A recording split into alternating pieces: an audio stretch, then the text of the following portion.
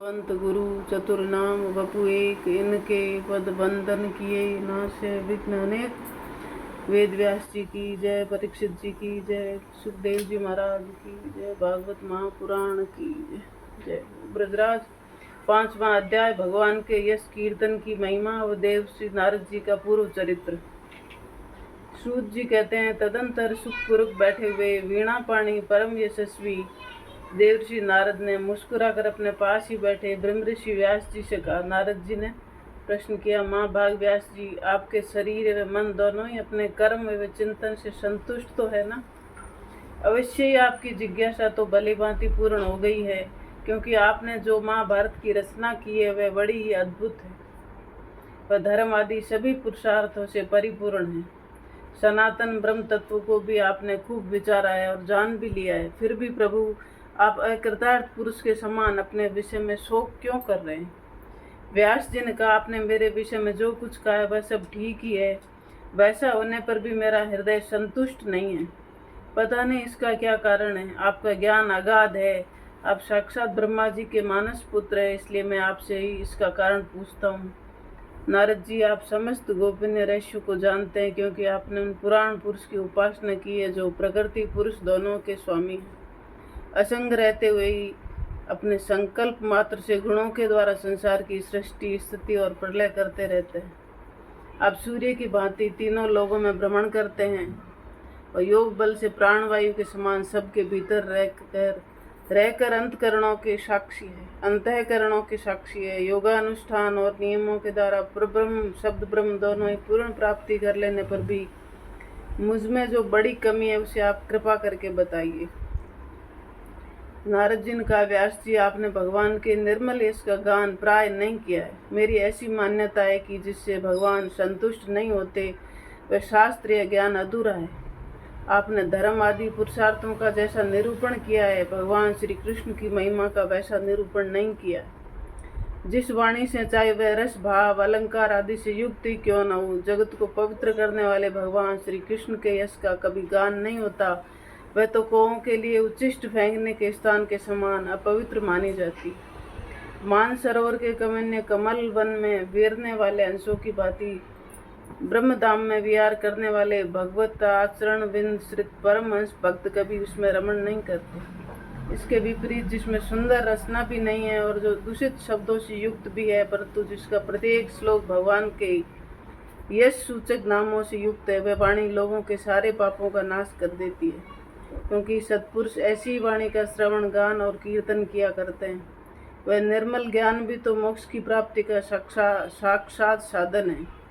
यदि भगवान की भक्ति से रहित हो तो उसकी उतनी शोभा नहीं होती। फिर जो साधन और सिद्धि दोनों ही दशाओं में सदा यह मंगल रूप है, वह काम्य कर्म और जो भगवान को अर्पण नहीं किया गया ऐसा अहेतु का निष्काम कर्म भी कैसे सुशोभित हो सकता है?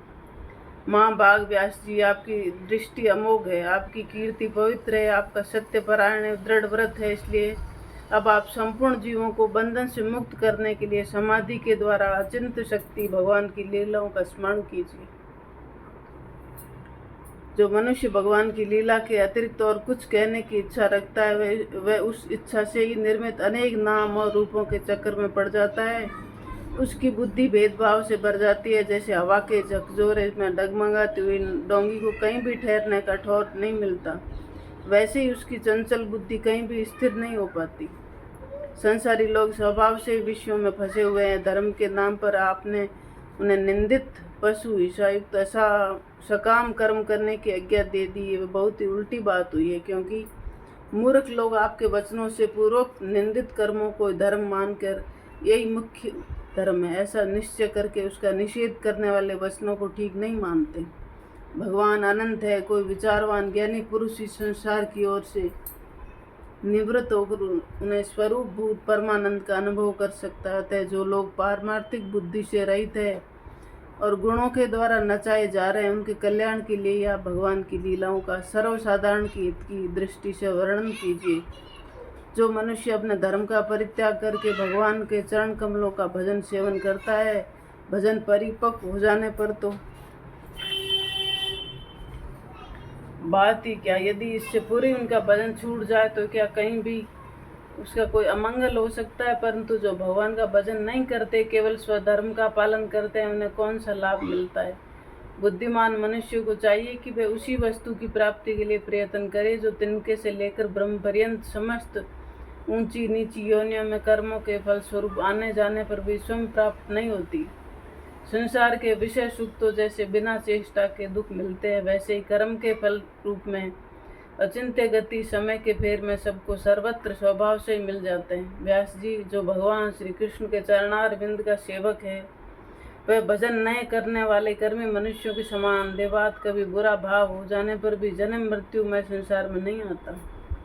वह भगवान के चरण कमलों के आलिंगन का स्मरण करके फिर उसे छोड़ना नहीं चाहता। उसे रस का चस्का जो लग जाता है। जिनके जगत की उत्पत्ति स्थिति और प्रलय होते हैं, वे भगवान ही इस विश्व के रूप में होते हैं। ऐसा होने पर भी इससे विलक्षण है, इस बात को आप स्वयं जानते हैं, तथापि मैंने आपको संकेत मात्र कर दिया है। व्यास जी, आपकी दृष्टि अमोघ है। आप इस बात को जानिए कि आप पुरुषोत्तम भगवान के कलावतार हैं। आपने अजन्मा होकर भी जगत के कल्याण के लिए जन्म ग्रहण किया है, इसलिए आप विशेष रूप से भगवान की लीलाओं का कीर्तन कीजिए। विद्वानों ने इस बात का निरूपण किया है कि मनुष्य तपस्या, वेदाध्ययन, अनुष्ठान, स्वाध्याय, ज्ञान, दान एकमात्र प्रयोजन यही है कि पुण्य कीर्ति श्री कृष्ण के गुणों और लीलाओं का वर्णन किया जाए। मुने, पिछले कल्प में अपने पूर्व जन्म में मैं वेदवादी ब्राह्मणों की एक दासी का लड़का था। वह योगी वर्षा ऋतु में एक स्थान पर चतुर्मास कर रहे थे। बचपन में ही मैंने उनकी सेवा में नियुक्त कर दिया गया था। यद्यपि मैं बालक था, फिर भी किसी प्रकार की चंचलता नहीं करता था। जितेंद्रिय था, खेलकूद से दूर रहता था और आज्ञानुसार उनकी सेवा करता था। मैं बोलता भी बहुत कम था। मेरे इस शील स्वभाव को देखकर समदर्शी मुनियों ने मुझ सेवक पर अत्यंत अनुग्रह किया। उनकी अनुमति प्राप्त करके बर्तनों में लगा हुआ जूठन मैं एक बार खा लिया करता था। इससे मेरे सारे पाप धुल गए।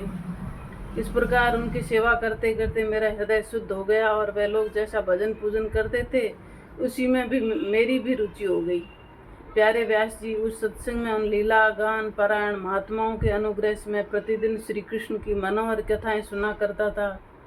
श्रद्धापूर्वक एक एक पद श्रवण करते प्रिय कीर्ति भगवान ने मेरी रुचि हो गई। माँ मुने, जब भगवान में मेरी रुचि हो गई, तब उस मनोहर कीर्ति प्रभु में मेरी बुद्धि भी निश्चल हो गई। उस बुद्धि से मैं इस संपूर्ण सत्य और असत रूप जगत को अपने पर ब्रह्म स्वरूप आत्मा में माया से कल्पित देखने लगा। इस प्रकार शरद और वर्षा, इन दो ऋतुओं में तीनों समय उन महात्मा मुनियों ने श्री हरि के निर्मल यश का कीर्तन किया और मैं प्रेम से प्रत्येक बात सुनता रहा।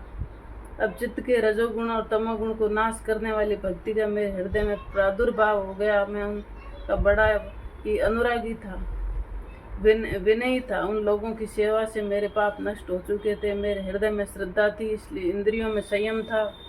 शरीर, वाणी और मन से मैं उनके आज्ञाकारी था। उन दीन वत्सल महात्माओं ने जाते समय कृपा करके मुझे गुह्यतम ज्ञान का उपदेश किया, जिसका उपदेश स्वयं भगवान ने अपने श्रीमुख से किया है। उन उपदेश से जगत के निर्माता भगवान श्री कृष्ण की माया के प्रभाव को मैं जान सका, जिनके जान लेने पर उसके परम पद की प्राप्ति हो जाती। संकल्प व्यास जी, सत्य संकल्प व्यास जी, पुरुषोत्तम भगवान श्री कृष्ण के प्रति समस्त कर्मों को समर्पित कर देना ही संसार के तीनों तापों की एकमात्र औषधि है। ये बात मैंने आपको बतला दी है। प्राणियों को किस पदार्थ के सेवन से जो रोग हो जाता है, वही पदार्थ चिकित्सा विधि के अनुसार प्रयोग करने पर क्या उस रोग को दूर नहीं किया जा सकता। इसी प्रकार यद्यपि सभी कर्म मनुष्य को जन्म मृत्यु रूप संसार चक्र में डालने वाले हैं, तथापि जब वे भगवान को समर्पित कर दिए जाते हैं, तब उनका कर्मपना ही नष्ट हो जाता है। इस लोक में जो शास्त्र विदित कर्म भगवान की प्रसन्नता जो के लिए किए जाते हैं, उन्हीं से परा भक्ति युक्त ज्ञान की प्राप्ति होती है। उस भगवत तीर्थ कर्म के मार्ग में भगवान के आज्ञानुसार आचरण करते हुए लोग बार बार भगवान श्री कृष्ण के गुण और नामों का कीर्तन तथा स्मरण करते हैं। प्रभु, आप भगवान श्री वासुदेव को नमस्कार है। हम आपका ध्यान करते हैं। प्रद्युम्न, अनिरुद्ध और संकर्षण को भी नमस्कार करते हैं। इस प्रकार जो पुरुष चतुर्व्यूह रूपी भगवत मूर्तियों के नाम द्वारा प्राकृत मूर्ति रहित अप्राकृत मंत्र मूर्ति भगवान यज्ञ पुरुष का पूजन करता है, उसी का ज्ञान पूर्ण व यथार्थ है। ब्रह्मन जब मैंने भगवान की आज्ञा का इस प्रकार पालन किया, तब इस बातों को जानकर भगवान श्री कृष्ण मुझे आत्म ज्ञान, ऐश्वर्य और अपनी भाव रूपा प्रेमा भक्ति दान की। व्यास जी, आपका ज्ञान पूर्ण है। आप भगवान की ही कीर्ति का, उनकी प्रेममय लीला का वर्णन कीजिए। उसी से बड़े बड़े ज्ञानियों को भी जिज्ञासा पूर्ण होती है। जो दुखों के द्वारा बार बार रौंदे जा रहे हैं, उनके दुख की शांति इसी से हो सकती है, और कोई उपाय नहीं। जय जय श्री राधे।